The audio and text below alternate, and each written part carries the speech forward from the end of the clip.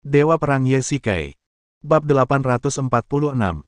Apakah kamu tidak memaksaku? Ye Shikai bertanya dengan keras. Ini hanyalah ancaman dan penculikan moral. Orang-orang itu tidak ada hubungannya denganmu. Jika kamu ingin menyelamatkan mereka, tentu saja kamu harus membayar harga.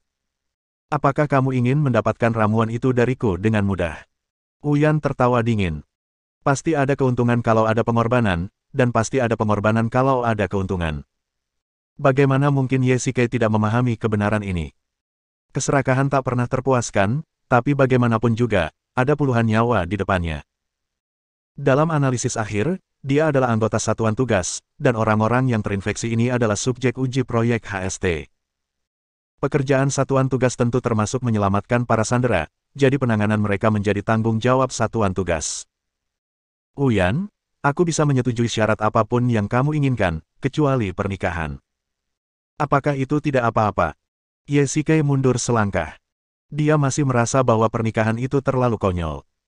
Mungkin, ketika dia dan Su Qingyu pertama kali bertemu, dia memiliki perasaan yang sama. Kalau tahu akan seperti ini, Ye Shikai tidak akan membiarkan Uyan menciumnya meski bibirnya terluka. Ini. Uyan menundukkan kepalanya, menunjukkan keraguan. Ye Shikai merasa gembira. Tampaknya dia akan melunak. Sekarang mereka bisa bicara. Kalau dia terus seperti ini dan mengganggunya, akhirnya dia akan bisa membujuknya. Hei, kenapa kalian berdua ada di sini? Pada saat ini, pintu ruang alkimia perlahan terbuka, dan seorang lelaki tua berjalan keluar sambil membawa labu di tangannya.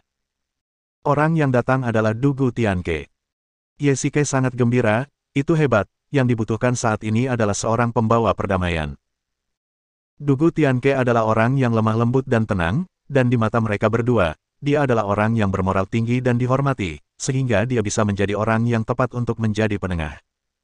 Guru, Anda datang tepat waktu. Ye Shikai, seolah melihat seorang penyelamat, mengabaikan segala kesopanan dan langsung memegang tangan Dugu Tianke serta menceritakan keseluruhan kisahnya. Setiap kali Uyan ingin menyela, dia disela oleh Ye Shikai. Itu sudah cukup aneh. Jika Uyan menambahkan bahan bakar ke api, bahkan Dugu Tianke akan bingung. Tuan, tolong beri saya keadilan. Apakah ini masalah besar? Lagi pula, saya sudah punya istri di Yanjing, bagaimana saya bisa menikah? Oh, dia baru berusia 18 tahun, bagaimana dia bisa menikah? Ye Shikai berkata dengan keras, berharap Dugu Tianke bisa memberikan keadilan padanya. Haha, ternyata itu hanya masalah kecil. Dugu Tianke mula-mula tertegun, lalu tiba-tiba tertawa terbahak-bahak ke arah langit. Kamu bilang itu masalah kecil, tapi dia hampir tidak membiarkanku pergi. Ye Shikai bertindak tidak bersalah. Melihat situasinya, Dugu Tianke bahkan tidak berniat mengatakan sepatah kata pun padanya. Sahabatku, kau datang dari jauh. Sekte Gu memang punya aturan ini. Siapapun yang mendapat ciuman pertama dari gadis Sekte Gu harus menikahinya, apapun alasannya. Dugu Tianke berkata dengan ringan. Ye Shikai begitu terkejut hingga dia hampir melompat. Sekte Gu benar-benar memiliki aturan seperti itu. Kemarilah, sahabat kecilku. Biarkan aku bicara sebentar. Dugu Tianke menepuk bahu Ye Shikai dan membawanya ke sudut. Pada saat yang sama, dia menoleh ke arah Uyan, memberi isyarat padanya untuk bersabar. Guru, Anda bercanda, kan? Ye Shikai sebenarnya merendahkan suaranya, tetapi wajahnya masih penuh keterkejutan. Temanku, kau bisa bertanya pada Sekte Gu. Apakah ribuan murid itu akan berbohong padamu? Dugu Tianke berkata dengan suara menenangkan, apakah kamu tidak tahu niat Uyan? Perasaan macam apa yang mungkin dia miliki? Menurutku dia terlalu memberontak. Kalau saja kita bisa membawanya ke kota kita dan membiarkan orang tuanya memberinya pelajaran. Ye Shikai berkata dengan nada meremehkan. Uyan biasanya bersikap tenang, tetapi mengapa dia menjadi begitu nakal di hadapanmu? Dugu Tianke berkata sambil tersenyum, matanya berbinar dan dia berkedip ke arah Ye Shikai. Bagaimana aku tahu? Mungkinkah dia memiliki kepribadian ganda?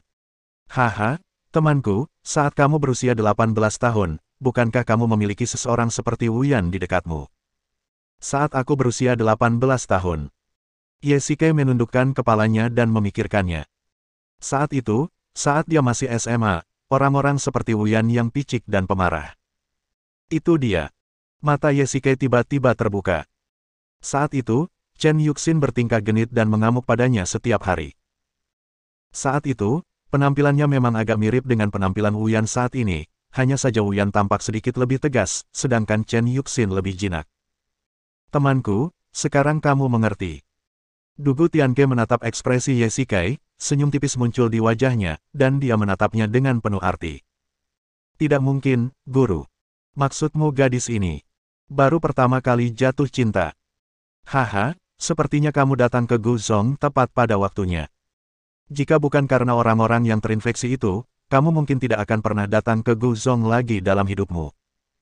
Namun, kedatanganmu kali ini tampaknya telah membuat gadis ini bertekad. Tidak mungkin, kau yakin? Dia menyukaiku. Ye Shikai sangat terkejut hingga dia hampir berteriak. Dia menoleh dengan perasaan bersalah untuk menatap Wu Yan dan kebetulan bertemu pandang dengannya. Matanya berbinar bagaikan serigala yang melihat mangsanya. Meskipun Wu Yan adalah kepala sekte Gu, dia tetaplah seorang gadis. Wajar saja jika dia jatuh cinta untuk pertama kalinya. Kalau begitu, tolong ganti seseorang. Aku punya keluarga. Ye Shikai berkata dengan cemas. Haha, dia adalah pemimpin seluruh sekte Gu, jadi tentu saja dia memiliki senioritas tertinggi. Jika dia menaruh hati pada seorang pria di sekte Gu, itu akan mengacaukan senioritas. Brengsek. Ye Shikai mengeluh. Itu benar. Pernahkah Anda mendengar seorang pemimpin sekte jatuh cinta pada pengikutnya? Singkatnya, itu tidak akan berhasil. Jika istriku tahu tentang ini, kamu bisa langsung menyuruh Wu Yan pergi ke bagian ortopedi rumah sakit untuk menemuiku. Ye Shikai menggelengkan kepalanya. Ini terlalu konyol. Itu merepotkan. Kalau dia tidak memberimu ramuan itu, tidak ada yang bisa kulakukan. Dugu Tianke mendesah, menunjukkan bahwa dia tidak bisa berbuat apa-apa untuk membantu. Yan Jing. Menteri Chen, saya minta maaf. Ada hal yang tidak terduga terjadi terakhir kali dan kontraknya tertunda. Su Qingyu menatap Chen Ruoya di depannya dan berkata dengan nada meminta maaf. Nona Su, Anda sangat sopan. Mulai sekarang, Chen akan melakukan yang terbaik untuk membantu Tianya Group.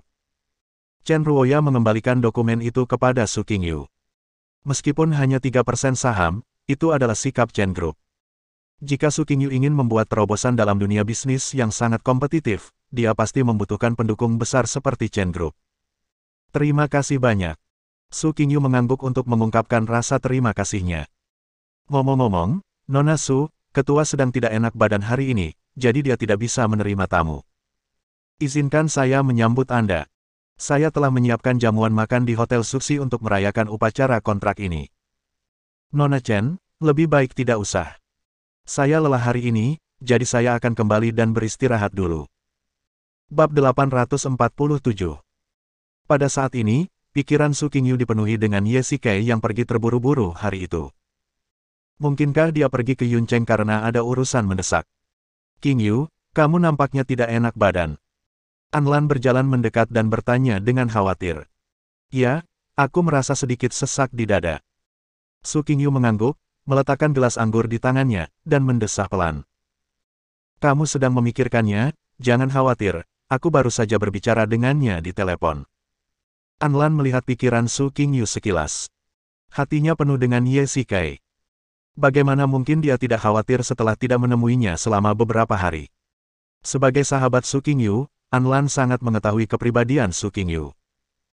Ketika Ye Shikai berada di Yanjing, dia berperilaku sangat tenang, seolah-olah dia tidak menunjukkan banyak emosi. Tetapi selama Ye Shikai ada, Su Qingyu akan gelisah dan kehilangan nafsu makannya. Dia seperti wanita yang sedang menunggu kepulangan suaminya. Lan-Lan, akhir-akhir ini aku selalu punya firasat buruk. Singkatnya, firasatku sangat buruk. Su Qingyu sedikit gelisah. Mungkin karena apa yang terjadi pada Jiqian terakhir kali. Dia selalu menyimpan Ye Shikai di dalam hatinya. Dia percaya pada Ye Shikai, tetapi dia juga takut dikhianati, hal yang ditakuti setiap wanita. Dia dulunya penuh percaya diri dan merencanakan segalanya dengan matang, tetapi dia tidak tahu kapan dia mulai menjadi curiga dan ragu-ragu, terutama saat menghadapi Ye Shikai. Ada begitu banyak wanita di sekitarnya, yang selalu membuat Su Qingyu merasa khawatir, dan dia bahkan beberapa kali bermimpi buruk. Baiklah, jangan khawatir. Dia pergi ke Yuncheng untuk urusan mendesak. Jika kamu benar-benar khawatir, aku punya ide bagus. Kata Anlan secara misterius. Benarkah? Cepat ceritakan padaku.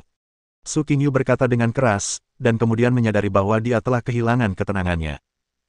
Tampaknya Su Qingyu benar-benar ingin berurusan dengan Ye Shikai, tetapi Anlan menipunya untuk mengatakan isi hatinya. Kamu bisa mencarikannya sesuatu untuk dilakukan. Anlan berkata dengan heran. Bukankah dia sekarang menjadi instruktur di ketentaraan? Su Qingyu mengusap kepalanya dan berkata dengan ringan. Itu hanya pekerjaan ringan. Anlan melambaikan tangannya dan mengubah nada suaranya dan berkata, maksudku, kamu bisa membantunya menemukan sesuatu untuk dilakukan. Lalu apa yang bisa kita lakukan? Su Qingyu sangat bingung. Sejujurnya, Ye Shikai benar-benar perlu berkonsentrasi melakukan satu hal. Sekarang urusan Istana Dunia Bawah pada dasarnya dikelola oleh hantu, dan sebagai instruktur di ketentaraan, dia hanya pergi ke sana sesekali. Secara umum, dia tidak punya kegiatan apapun. Sekarang Biro Keamanan Nasional punya kasus, dia pergi ke sana untuk membantu. Sekarang Su Qingyu merasa sedikit menyesal. Jika dia tahu lebih awal, dia seharusnya tidak membiarkan Ye Shikai meninggalkan Tianya Group. Kamu bisa memikirkannya perlahan-lahan. Pokoknya, selama itu di Yanjing dan dekat dengan rumah, menurutku tidak apa-apa. Anlan melanjutkan. Baiklah, kalau begitu aku akan memikirkannya baik-baik. Su Qingying mengangguk. Yun Cheng, Sekte Gu. Tuan Ye, saya mendengar bahwa Anda akan menikah dengan pemimpin kami. Juaner berlari ke kamar Ye Shikai dengan penuh semangat dan berkata dengan terkejut. Apa? Di mana kamu mendengarnya? Jantung Ye Shikai berdebar kencang. Bagaimana Juaner tahu pikiran Huyan? Mungkinkah seluruh Sekte Gu mengetahuinya sekarang? Mungkinkah Huyan, wanita gila itu, telah menyebarkan berita terlebih dahulu dan berencana untuk bertindak terlebih dahulu dan melaporkannya kemudian? Merasa bersalah, Ye Shikai menjadi semakin bingung kali ini. Kalau Huyan serius, dia akan lari apapun yang terjadi. Sekalipun dia tidak mendapatkan ramuan itu, orang-orang itu egois dan dia tidak bisa mengecewakan Su Qingyu. Hehe, aku mendengarnya. Juaner tersipu, tampak sedikit malu. Aku mendengar percakapanmu dengan Master Dugu, jadi. Set. Ye Shikai segera bergegas maju, menekan mulut Juaner, dan memberi isyarat padanya untuk tidak berbicara. Ahem, Juaner, aku ingin mengklarifikasi sesuatu di sini. Masalah ini sepenuhnya salah. Ye Shikai berkata dengan sungguh-sungguh. Apa? Apa itu palsu? Tapi aku mendengarnya dengan jelas. Suara Juaner semakin mengecil, dan nadanya jelas sedikit hilang. Tentu saja, aku seorang kepala keluarga. Bagaimana mungkin aku bisa menikah dengan pemimpinmu? Ye Shikai menepuk dadanya dan berkata dengan tegas. Ini. Juaner, sepertinya kau sangat kecewa. Wajah Ye Shikai dipenuhi garis-garis hitam. Baru saja, ketika Juaner mendengar berita itu, dia berlari dengan gembira untuk bertanya, dan sekarang ketika dia mendengar bahwa mereka tidak akan menikah, dia menunjukkan kekecewaan. Ye Shikai sangat bingung. Apakah dia ingin menikah tanpa mengatakan sepatah kata pun? Pimpinan sekte itu wanita yang sangat baik. Siapapun yang menikahinya akan diberkati. Juaner mengangguk, dan Ye Shikai memaksakan diri untuk menahan 5 kata, kamu salah, Huyan begitu kuat, bagaimana itu bisa menjadi berkah? Namun, Ye Shikai tidak ingin menghancurkan kekaguman dan kesan Juaner terhadap Huyan. Haha, aku sangat berharap dia bisa segera menemukan seorang pria. Ye Shikai berkata asal-asalan sambil tersenyum, mengambil cangkir di atas meja, menyeruput tehnya, dan menyembunyikan rasa malu di wajahnya. Tuan Ye, Anda. Tidakkah Anda memiliki pikiran yang tidak pantas tentang pemimpin kita? Juaner tiba-tiba berkata. Engah. Ye Shikai tiba-tiba menyemburkan teh di mulutnya. Bagaimana mungkin seorang murid memiliki pikiran seperti itu? Mungkinkah Juaner juga jatuh cinta untuk pertama kalinya? Tuan Ye, apakah Anda baik-baik saja? Juaner bergegas maju dan menyekat teh dari tubuh Ye Shikai. Aku baik-baik saja. Ye Shikai melambaikan tangannya dan berkata. Itu bagus. Ledakan, ledakan, ledakan. Pada saat ini, pintu kayu perlahan didorong terbuka, dan Dugu Tianke berjalan masuk perlahan sambil memegang kotak kayu besar. Guru Dugu. Menguasai. Haha, Juaner, teman-temanku, kalian semua ada di sini. Dugu Tianke tersenyum dan meletakkan kotak kayu di atas meja. Guru, Apa yang ada di sini? Ye Shikai bertanya dengan rasa ingin tahu. Haha, kamu akan tahu begitu kamu membukanya. Dugu Tianke menyimpan rahasia dan tersenyum misterius. Ye Shikai, di sisi lain, penuh dengan rasa ingin tahu. Dia mengulurkan tangan dan membuka kotak kayu itu. Di dalamnya terdapat ratusan pil dengan ukuran dan bentuk yang sama. Inilah yang kau butuhkan, temanku. Dugu Tianke menghela napas lega. Akhir-akhir ini aku merasa sangat lelah. Apa? Ini adalah pil yang dapat menunda efek HST. Ye Shikai berseru kaget, lalu segera mengeluarkan sebuah pil dari kotak kayu, dan mengamatinya dengan saksama. Tentu saja, saya tidak sedang menyombongkan diri. Dengan pil ini, efek obat itu bisa tertunda setidaknya selama 1 bulan. Saat itu, Anda akan punya cukup waktu untuk menyelesaikan masalah ini sepenuhnya. Dugu Tianke berkata dengan tegas. Ye Shikai sangat terkejut. Dengan jaminan Dugu Tianke, berarti pil ini pasti bermanfaat. Tapi, bolehkah saya minum pil itu begitu saja? Apakah Huyan tidak keberatan? Bab 848. Menurut pemahaman Ye Shikai terhadap Huyan, jika dia tidak menyetujui persyaratannya, dia tidak akan pernah membiarkannya meninggalkan sekte Gu seperti ini. Ini terlalu tidak konsisten dengan kepribadiannya yang mendominasi. Lagi pula, jika Huyan benar-benar bersedia memberikan ramuan itu secara gratis, lalu mengapa dia mengancam Ye Shikai barusan? Ye Shikai mulai memiliki beberapa keraguan tentang Dugu Tianke. Mungkinkah rubah tua ini ada di sini untuk bertindak sebagai pelobi? Singkatnya, dia masih harus mematuhi satu prinsip, yaitu tidak pernah mengkhianati Su Qingyu. Saya lebih baik mati daripada menikah. Tuan, karena Anda sudah menyempurnakannya, saya tidak akan bersikap sopan. Ye Shikai memasang senyum ramah dan perlahan mengulurkan kotak itu. Ledakan. Tiba-tiba, Dugu Tianke menamparkan kotak itu dengan satu tangan.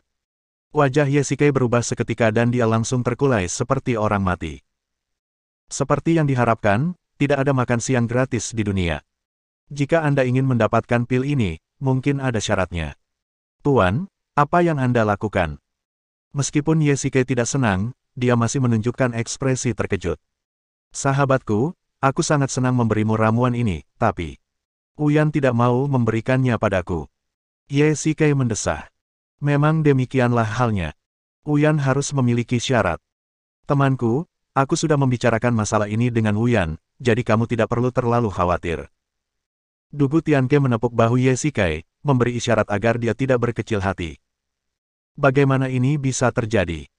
Ye Shikai hendak berteriak, tetapi ketika dia menyadari Juaner ada di sampingnya, dia hanya bisa memberi isyarat padanya untuk pergi terlebih dahulu.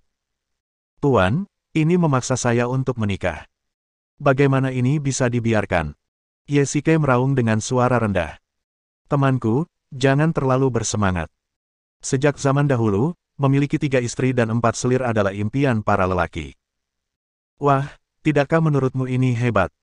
Dan Huyan tidak keberatan kamu sudah menikah sekarang. Dugu Tianke berkata dengan terkejut. 3 istri dan 4 selir, itu adalah masa lalu. Bahkan jika dia benar-benar bisa melakukan itu, Ye Shikai pasti akan memilih Jiqian dan Luo Shiki. Bagaimana mungkin dia bisa menerima Huyan? Guru, Anda pasti telah melakukan perjalanan melintasi waktu. Ye Shikai memiliki wajah yang gelap. Sekte Gu terisolasi dari dunia luar, dan satu-satunya hubungannya dengan dunia luar adalah mengekspor serangga dan ramuan Gu. Jika kamu menikah dengan Huyan, kamu tidak perlu terlalu khawatir. Tidak, Guru, saya sama sekali tidak bisa melakukan ini. Ye Shikai menolak dengan tegas. Tuan, jika Anda benar-benar ingin menyelamatkan orang, tolong berikan saya penawar racun ini. Saat saya kembali untuk menyelamatkan orang, saya dapat membunuh atau mencincang mereka. Terserah Huyan untuk memutuskan. Itu tidak akan pernah melibatkan Anda. Ye Shikai berkata sambil menggertakkan giginya. Oh, lelaki sejati harus bertanggung jawab atas tindakannya sendiri. Dia lelaki sejati. Dugu Tianke berkata sambil tersenyum tipis. Tentu saja, aku selalu seperti ini. Lagi pula, Huyan sudah membunuhku sekali, jadi aku tidak takut jika dia melakukannya lagi.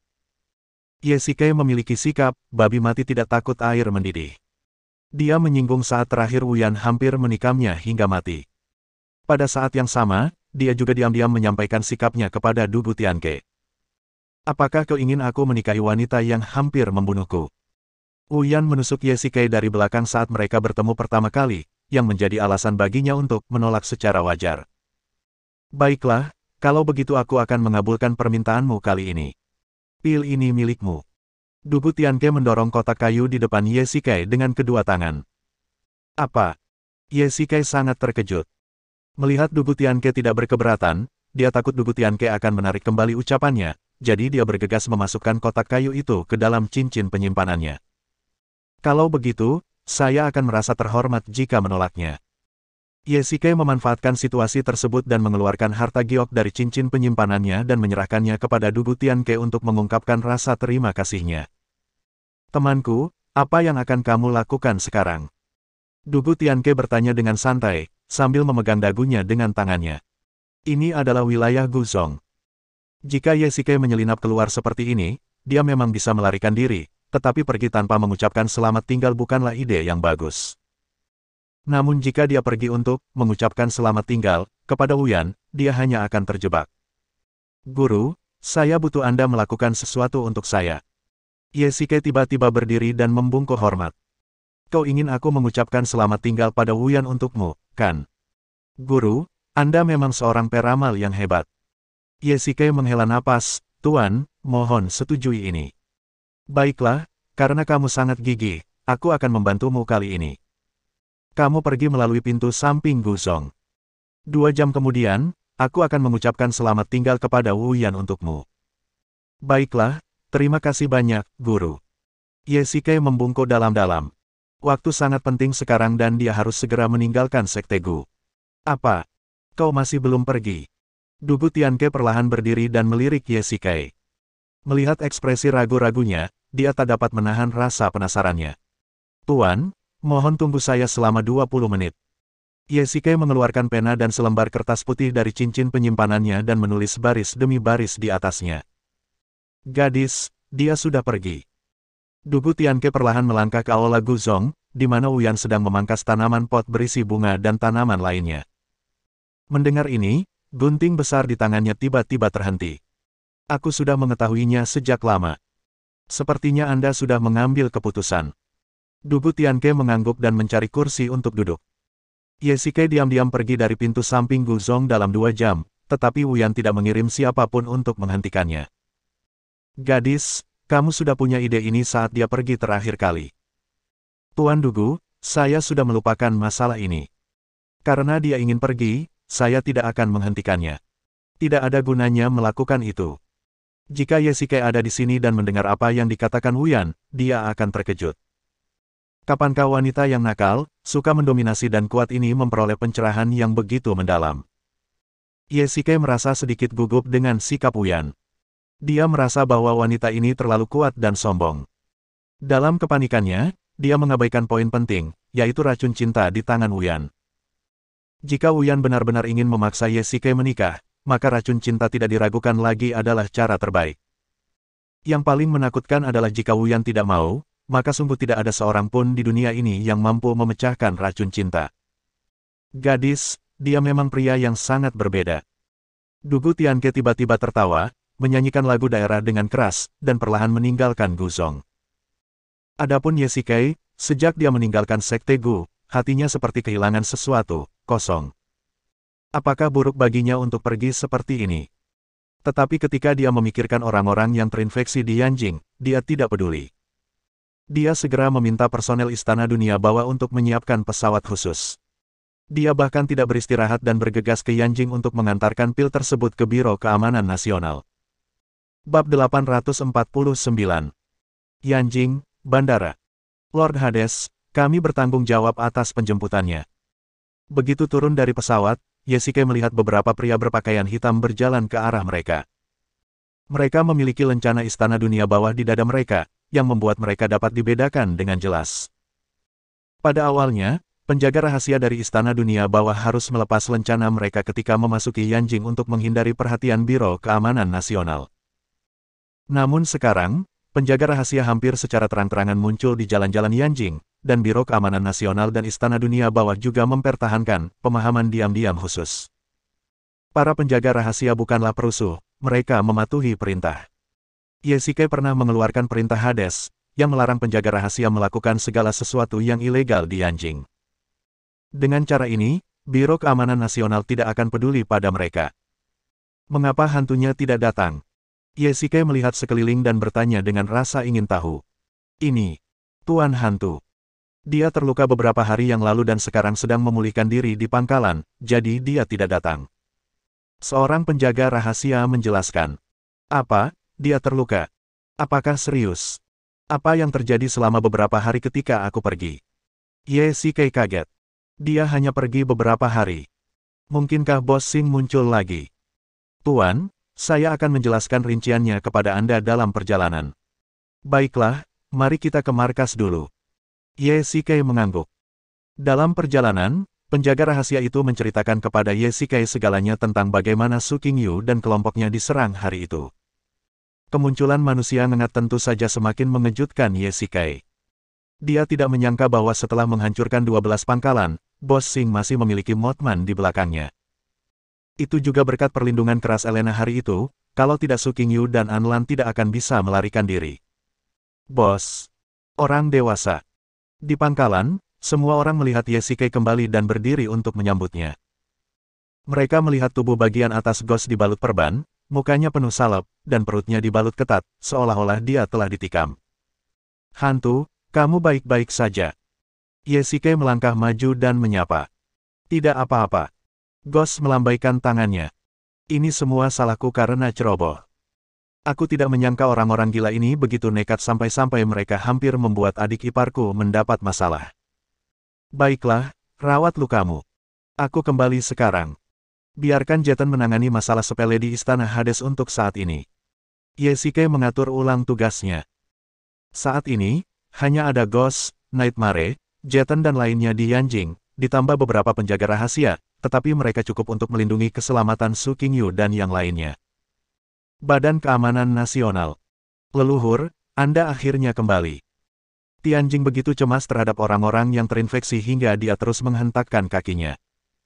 Ketika dia melihat Yesike datang, dia akhirnya menghela napas lega. Bagaimana keadaan orang yang terinfeksi saat ini? Sangat buruk. Datanglah dan lihatlah. Wajah Tianjing tampak serius.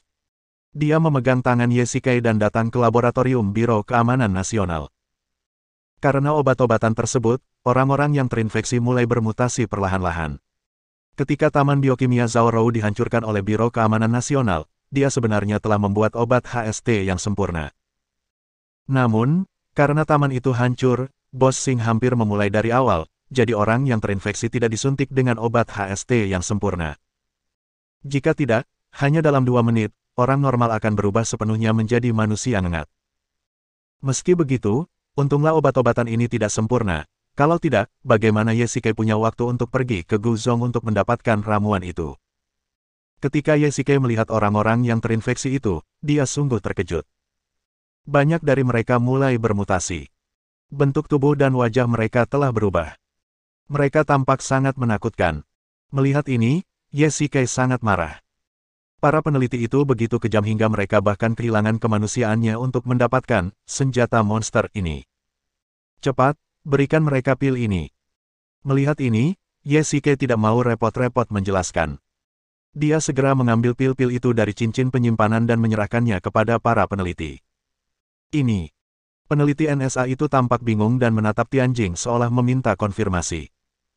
Ini digunakan untuk menunda efek obat. Tidak ada waktu untuk menjelaskannya. Yesike berkata cepat. Tianjing mengangguk kepada para peneliti dan meminta orang yang terinfeksi untuk meminum pil itu satu persatu. Yesike sangat gugup. Meskipun Dugu Tianke sangat percaya diri, dia belum pernah mencobanya, jadi dia tidak tahu efek sebenarnya. Jika sesuatu yang tidak diharapkan terjadi, itu akan menjadi bencana. Bagaimana, kamu yakin?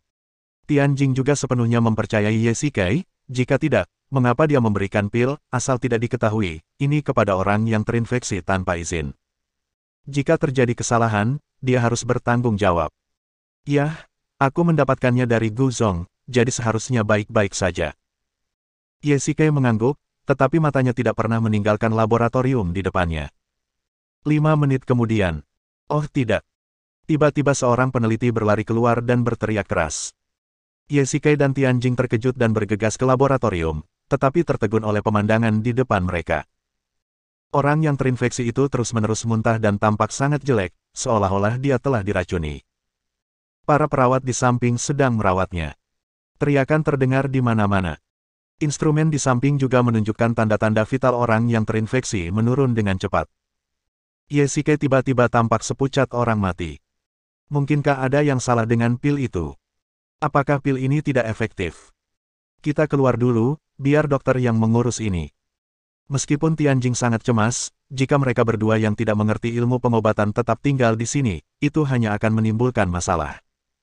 Secara rasional, Tianjing mengeluarkan Ye Shikai. Mereka hanya bisa menunggu hasil akhirnya. Ye Shikai duduk di kursi di luar, berdoa dalam hatinya agar pilnya bekerja, kalau tidak, dia akan berada dalam masalah besar. 2 jam kemudian. Bagaimana situasinya? Ketika beberapa dokter keluar dari laboratorium, Tianjing segera bergegas dan bertanya. Ini adalah keajaiban. Orang yang terinfeksi kini dalam kondisi baik dan tidak dalam bahaya. Selain itu, laju perkembangbiakan sel obat dalam tubuh telah melambat jauh dibandingkan sebelumnya. Dokter itu menghela napas lega dan wajahnya penuh kelegaan. Setelah mendengar ini, Ye Shikai akhirnya merasa lega. Dugu Tianke tidak mengingkari janjinya dan tidak menyombongkan diri. Pil ini memang berguna. Berapa lama waktu yang dibutuhkan bagi mereka untuk menjadi terasing? Dengan laju saat ini, butuh waktu setidaknya 1 bulan bagi mereka untuk bermutasi sepenuhnya. Selama waktu ini, kita dapat mengembangkan penawarnya. Bagus sekali. Aku akan melapor ke Direktur Jin sekarang. Nah, sekarang ramuan itu telah menunda efek ramuan itu. Dengan cara ini, hanya masalah waktu untuk mengembangkan penawarnya. Yang membuat Ye Shikai semakin bersemangat adalah jika ada penawarnya, maka mulai sekarang, dia tidak perlu khawatir bahkan jika dia diracuni oleh ramuan HST. Barangkali, penawar ini juga ampuh untuk Mothman yang sudah bertransformasi. Bab 850. Ini adalah penemuan yang tidak terduga. Inti dari penawarnya adalah untuk menghilangkan efek agen HST. Jadi apakah itu juga berguna untuk Mothman yang bermutasi? Meskipun tidak dapat mengubah mereka menjadi orang normal, ia dapat digunakan sebagai senjata vital. Dengan cara ini, orang awam pun dapat menghadapi Mothman. Selama digunakan di tempat yang tepat, tidak ada yang tak terkalahkan. Karena Mothman dapat dianggap sebagai senjata biologis berteknologi tinggi, metode untuk memecahkannya tentu saja merupakan teknologi baru. Ye Shikai menantikan efek penawarnya, tetapi ini juga membutuhkan para peneliti dari Biro Keamanan Nasional untuk mempersiapkannya sesegera mungkin. Terima kasih banyak kali ini. Tianjing berkata dengan sungguh-sungguh kepada Ye Shikai, saya akan melaporkan kebenaran kepada Direktur Jin dan Jenderal Yan. Itu bukan kredit, tapi sungguh merepotkan. Ye Shikai tersenyum tipis. Dia tidak akan memberitahu Tianjing tentang urusan Wuyan. Kalau dipikir-pikir sekarang, ini sungguh konyol. Jika masalah yang mendesak ini dapat dipecahkan, maka kunci kasus ini juga akan terpecahkan. Tianjing berkata dengan percaya diri, mari kita lihat apa yang bisa dilakukan Bos Xing kali ini. Jangan lengah. Selama beberapa hari aku berada di Yuncheng, Bos Xing dan manusia ngengat keluar lagi. Mereka ingin menculik King Yu. Apa? Bajingan-bajingan ini benar-benar putus asa. Tianjing menjadi gugup segera setelah mendengar ini. Sejujurnya, jika sesuatu benar-benar terjadi pada Su Qingyu, atau jika Bos Xing benar-benar menculik Su Qingyu untuk mengancam Ye Shikai dan mengajukan beberapa tuntutan yang tidak masuk akal, maka Tianjing tidak dapat menjamin apakah Istana Dunia Bawah dapat terus mempertahankan hubungannya saat ini dengan Biro Keamanan Nasional. Jika Bos Xing menculik Su Qingyu dan memaksa Ye Shikai untuk memimpin Istana Dunia Bawah dan menjadi musuh Biro Keamanan Nasional, itu akan menjadi hasil terburuk. Mereka tidak berhasil kali ini, dan tidak akan ada lagi kali berikutnya. Sekilas niat membunuh terpancar di mata Ye Shikai. Seperti dikatakannya, sisik terbalik naga tidak dapat disentuh.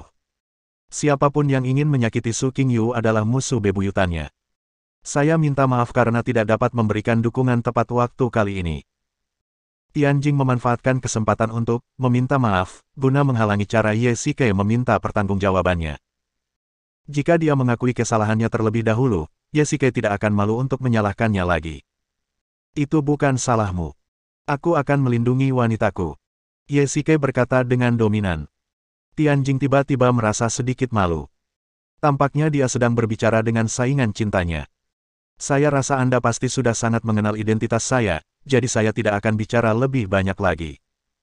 Ye Shike berkata dengan ringan. Sebagai Raja Neraka, jika dia bahkan tidak bisa melindungi istrinya, itu akan menjadi aib baginya. Saya sangat berterima kasih kepada Istana Hades karena telah membantu Biro Keamanan Nasional dalam insiden ini. Tianjing ragu sejenak, namun akhirnya berkata demikian. Mungkin dia tidak akan pernah mengatakan hal ini kepada kekuatan bawah tanah asing sepanjang hidupnya, tetapi kali ini, dia tidak dapat menyangkalnya. Tanpa bantuan Hades Palace, apalagi Mothman dan Boss Sing, kasus pembunuhan berantai pengusir setan milik Ade pun mungkin tidak akan terpecahkan. Baiklah, aku harus melapor kepada kepala suku terlebih dahulu. Kamu awasi dengan ketat di sini dan jangan biarkan Boss Sing melancarkan serangan diam-diam atau terbalik di selokan. Ye Shike tidak lupa mengingatkannya sebelum pergi. Contoh semacam ini telah terjadi di Biro Keamanan Nasional. Zhao Rou diracun hingga meninggal di penjara Biro Keamanan Nasional. Kejadian ini masih membuat Jin Li marah. Tentu saja, saya tidak akan meninggalkan laboratorium sampai penawarnya ditemukan. King Yu, ini hadiah untukmu. Ye Shike memerintahkan sekelompok pekerja untuk memindahkan meja 8 abadi ke dalam rumah. Su Qingyu tentu saja tidak senang karena perpisahan mereka yang tergesa-gesa pada hari itu. Lagi pula, dia diserang lagi, jadi dia agak murung dalam hatinya. Ye Shike pergi sesuai perkataannya dan kembali sesuai perkataannya, jadi dia harus membawakannya beberapa hadiah. Kebetulan nanmu emas yang dia belanjakan 7 juta dari pasar kayu terakhir kali telah diolah.